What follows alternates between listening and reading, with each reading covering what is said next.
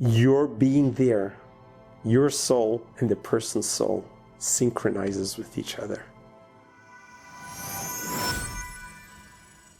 The word mitzvah means commandment. It means good deed. It all comes from the Aramaic word, which is reflected in the book of the Zohar, of the Kabbalah. Mitzvah means tzavta v'chibur, makes a connection. That when you do a good deed, when you do a commandment, you make a special connection with God who gave us the commandment. So visiting the sick is not a commandment that you have to do, but it is a mitzvah. It's a commandment that you want to do. When you learn about the importance of visiting the sick, you would not only be compelled to do it, you're going to realize what kind of a great good deed this is, that it not only affects you, but affects your past, your present, and the future. And I refer to the past because we are souls that at times are reincarnated from a previous generation. And sometimes we are reincarnated because we haven't accomplished what we should have accomplished then. So now we are given a second chance, or a third or more, to accomplish it. And perhaps one of the things we needed to accomplish from a prior life was the concept of visiting the sick. So let's break it down into a way that we'll understand what it means to visit the sick. Logistically, how do we visit the sick? What are our responsibilities? And most of all, what are the rewards for doing it? Visiting the sick goes into a category that's called chesed shel emes. It's a kindness of truth.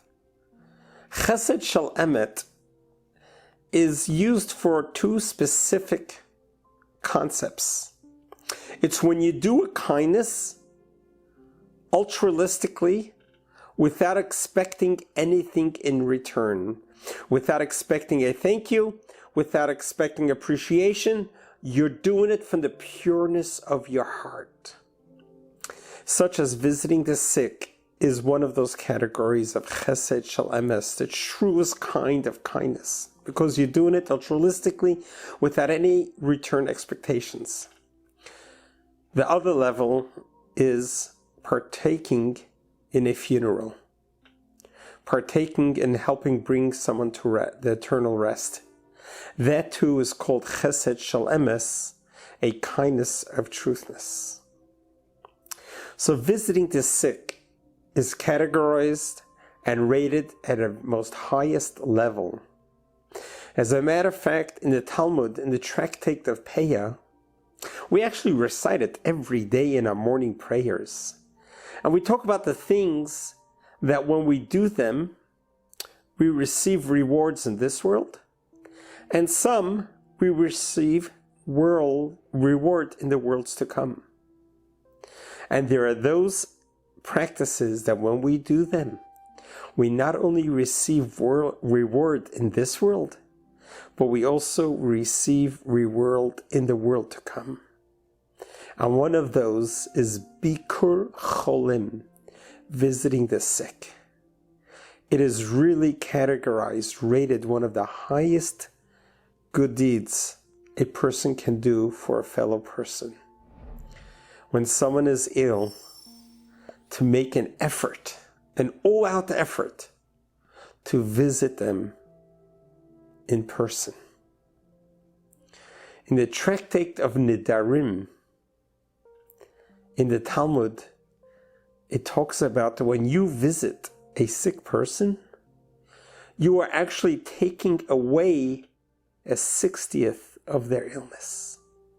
So by visiting a sick person, you're not just visiting them, helping them emotionally, spiritually, but you're also taking away a part of their sickness. Imagine what kind of gift that is.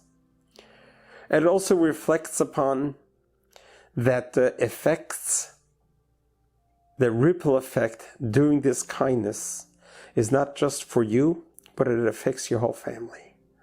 By doing this kindness of visiting the sick, you are not just doing a kindness with the receiver, with the sick person, but you're creating an aura of blessing for your whole family. The very first time we learn about visiting the sick is when Abraham was 99 years old and he did his own circumcision. At that point, 3 angels came to visit him. The angel of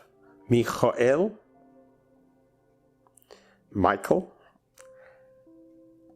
came to give him the good news that they're going to become pregnant. Even late in life, that Abraham and Sarah will be blessed with a child. And then came the angel Raphael, which is the angel who brought the cure to help Abraham cure from the circumcision. And then came the angel Gabriel, which went on to tell Abraham that they will eradicate the world from evil, like the city of Sodom and Gomorrah. These 3 angels came to visit, were sent by God to visit. As a matter of fact, God himself came to visit Abraham as well. So we see the concept of visiting the sick goes back from the very foundations, the beginnings of our religion, of Judaism. And thus this tradition has continued on itself from generation to generation to generation. When a person becomes sick, when they are hospitalized or they're homebound, the bed confined, it is rather a very precarious time for the patient to go through. It is then that they are most vulnerable, and it is then that they are most need of moral and spiritual support. Sometimes even material support. Sometimes they are counting on others to bring them food and sustenance, or to help them with their healing.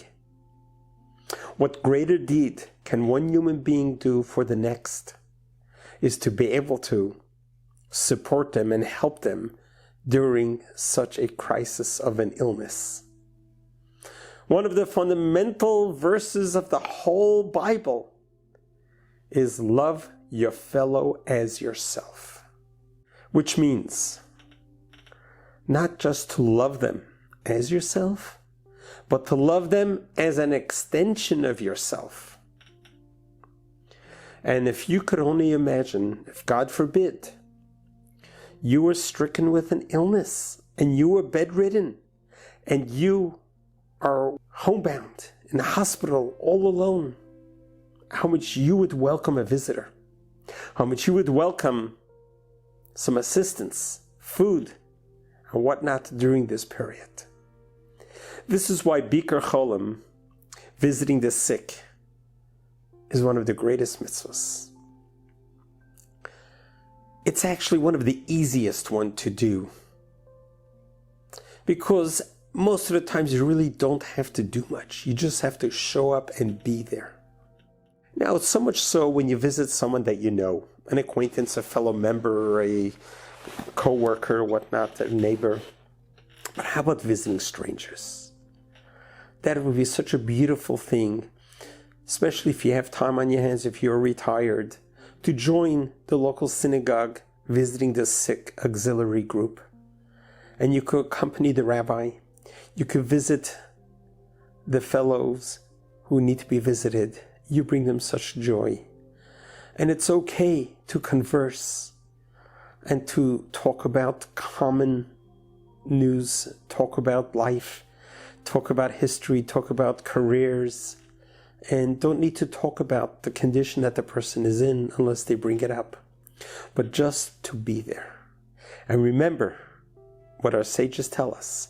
When you are at the bedside of a sick person, God's presence is there.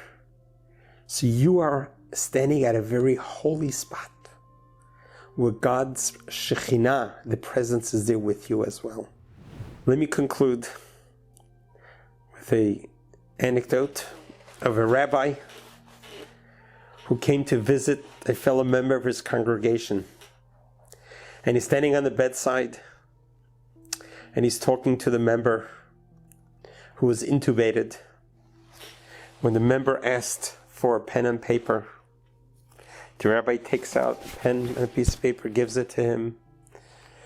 And the fellow writes on the paper and he gives it to the rabbi.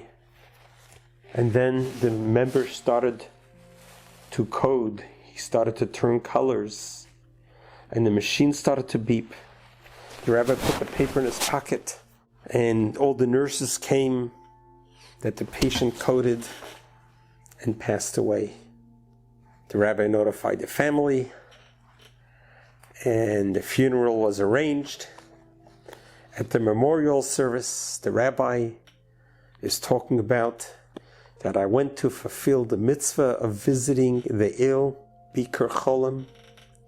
When I came to visit Mr. Jack, I had the opportunity to be the last person that he's able to communicate with.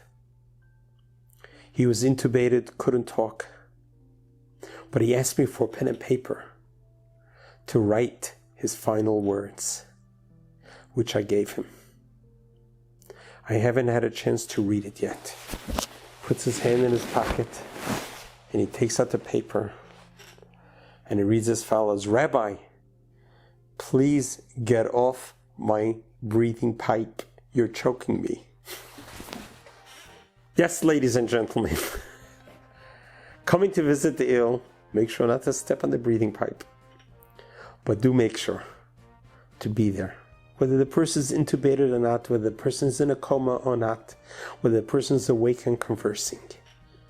Your being there, your soul and the person's soul synchronizes with each other. You connect in a beautiful way.